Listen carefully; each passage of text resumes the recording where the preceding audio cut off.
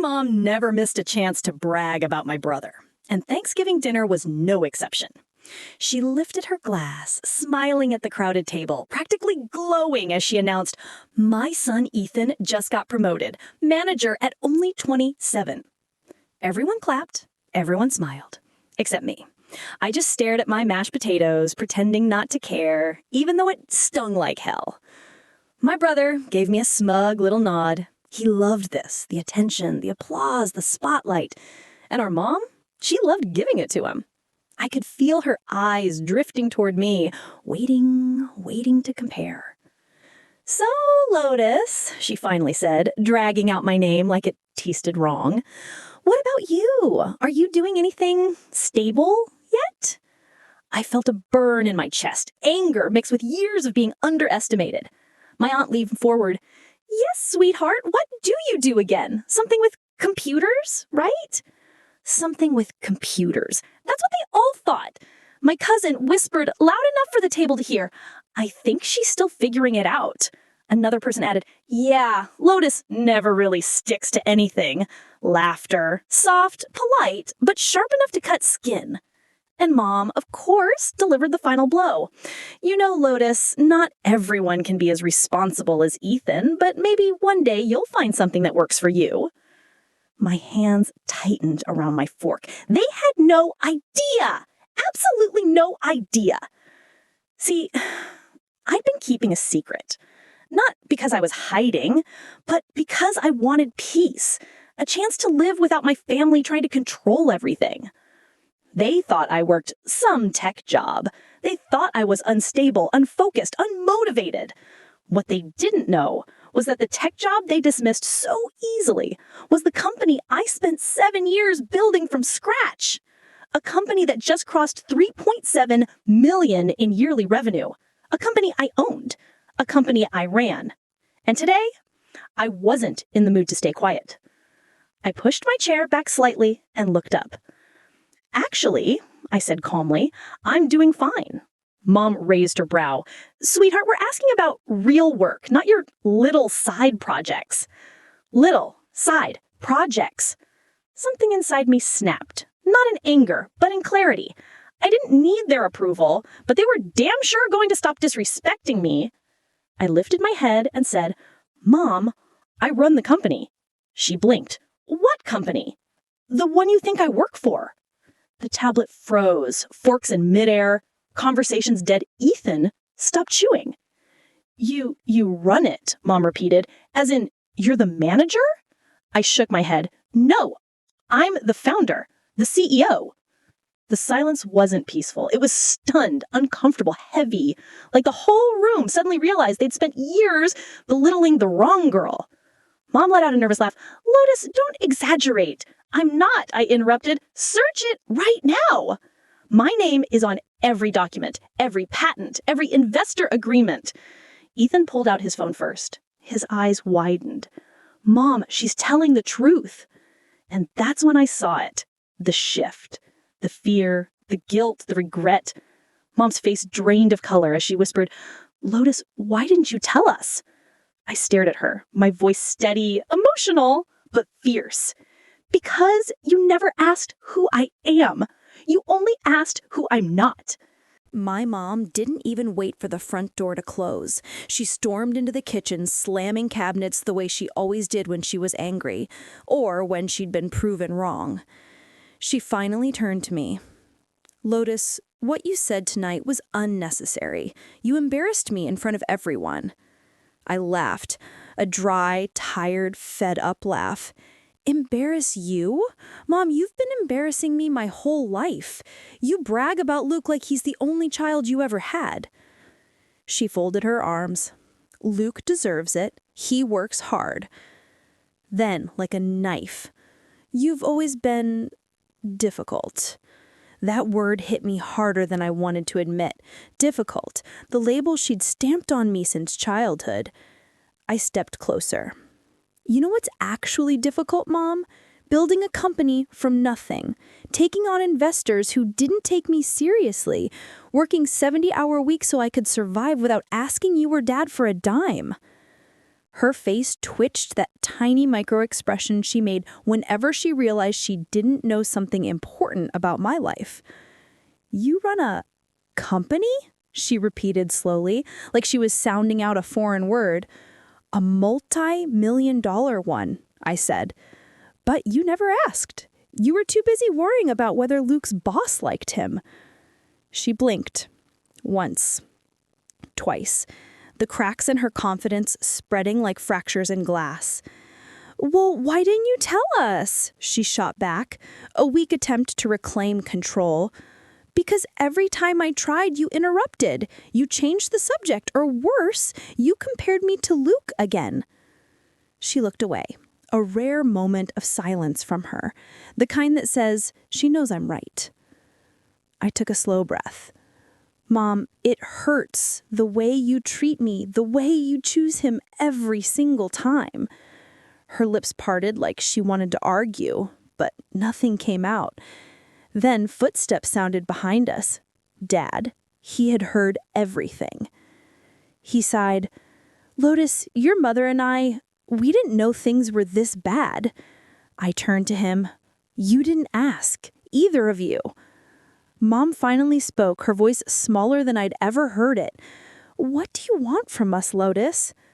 I looked her dead in the eyes. "Respect. And to stop acting like I'm less."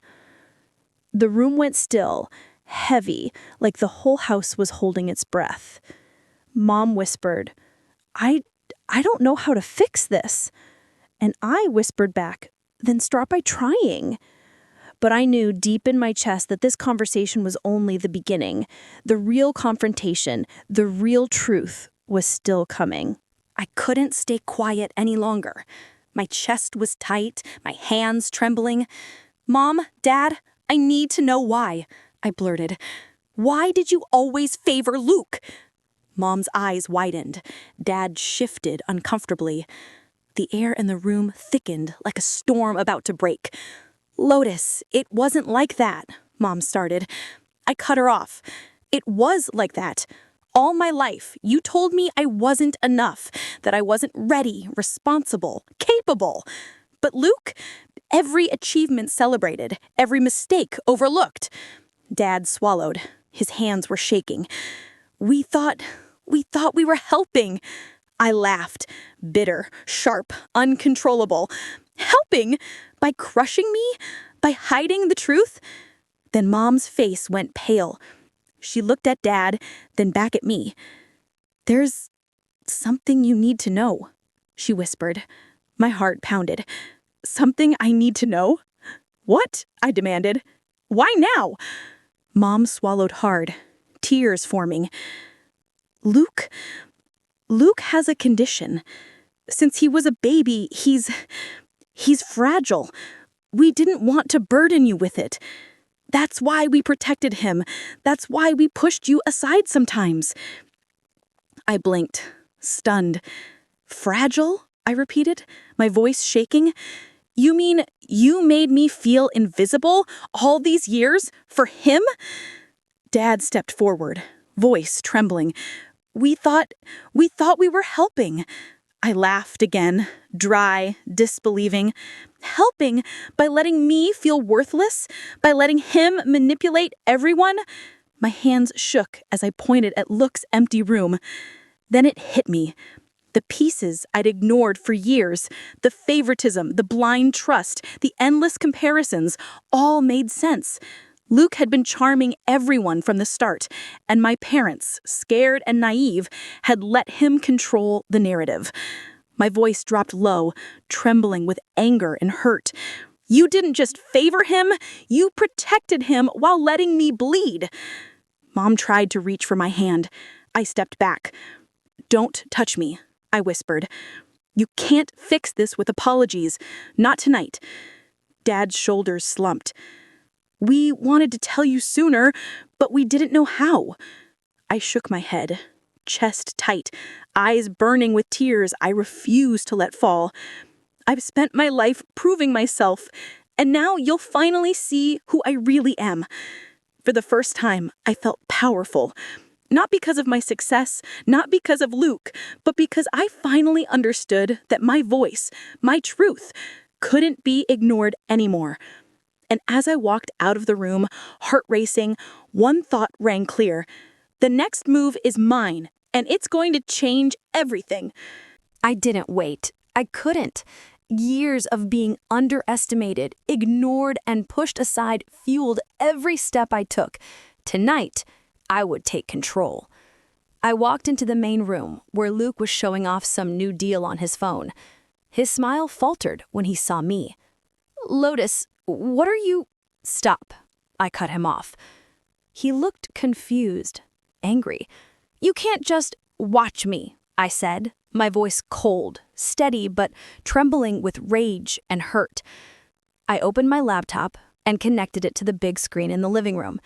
Every file, every document, every forged signature, every fake email, all laid bare. The family stared in shock. Mom gasped. Dad froze. And Luke, his smug confidence vanished. This is the company I built.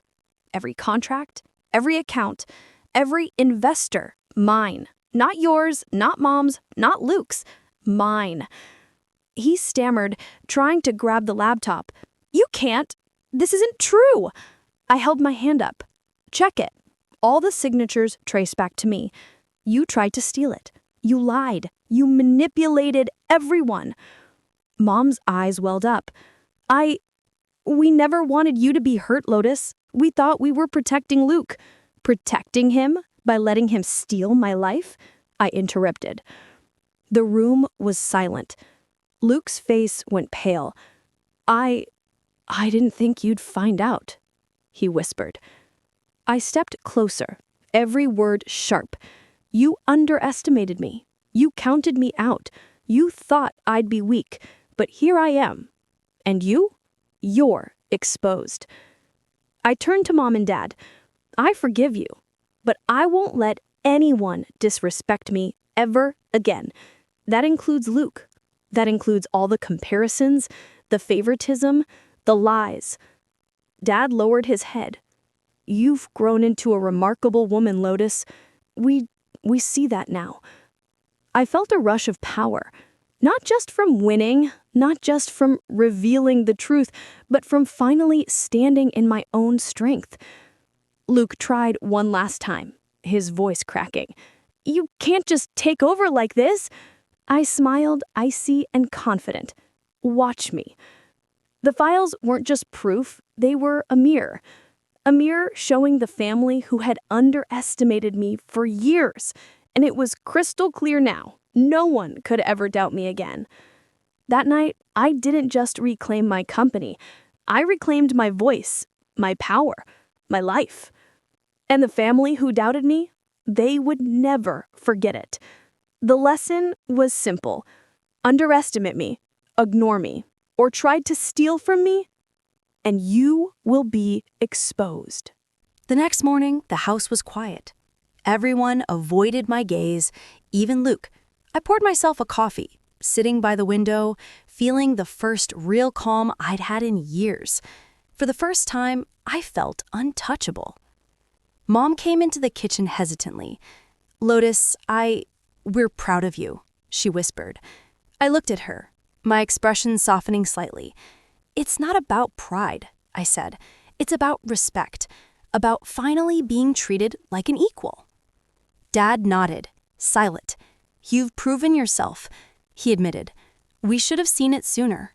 I felt a weight lift off my shoulders. Not forgiveness entirely, but understanding that they finally recognized my strength. Luke didn't speak. He avoided me completely, his arrogance replaced by something I'd never seen before, fear. The same brother who had always overshadowed me now realized he had no power. None whatsoever. I called a quick team meeting for my company that afternoon. Sitting there with my laptop, my documents, my investor's trust, I finally felt complete. The years of late nights of fighting for every inch had paid off. That evening, I held a family meeting. This time, on my terms. I didn't yell. I didn't demand apologies.